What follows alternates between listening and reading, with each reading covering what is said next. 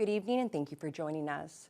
Just when you may have thought it was safe to put the snow blowers and shovels away, Old Man Winter arrived in force once again last night, bringing another messy storm system. Kurt Black has been following the storm and joins us live in studio with the latest. Kurt?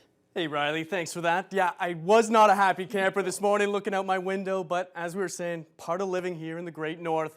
Now the snowfall and the heavy winds that began last night, they continue today, and they were causing a fair share of headaches both in the city and across the region.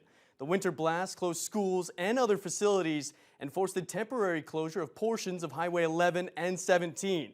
But the good news is that it looks like the worst of the storm is now behind us.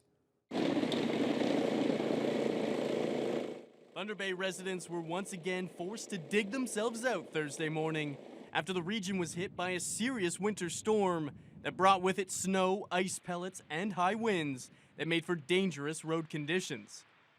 The arrival of Old Man Winter also forced the closure of all Lakehead and Catholic school boards, Lakehead University, and some city facilities, like the 55 Plus Center, which also closed its doors. Taking shelter from the storm, unfortunately, was not an option for the city crews tasked with keeping the roads clear, as they were out there bright and early. 2 a.m. we had our plow trucks in and graders. They started clearing the snow off our arterial collector and bus routes. Again, with the snow we got today, we kind of have to replow those throughout the day, and then we'll go into residential once those are all completed. Thankfully, Environment Canada's Jeff Coulson believes that the worst is now behind us and is confident that Mother Nature will do its part to help with snow removal, as unseasonably warm temperatures are expected to arrive in the region next week. But we're not really expecting a lot in the way of additional accumulations with that flurry activity on Thursday.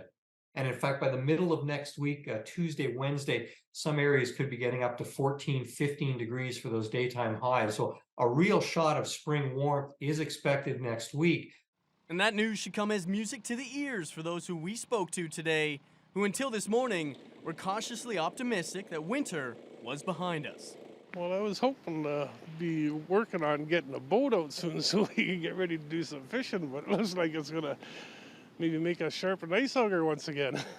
I thought we were done with this, but obviously a little surprise again, so you got to get at it before it gets too heavy and too much. But I'm pretty sure we'll see the end of it, hopefully. But while the system remains in the area, Coulson warns all travelers throughout the region to remain cautious.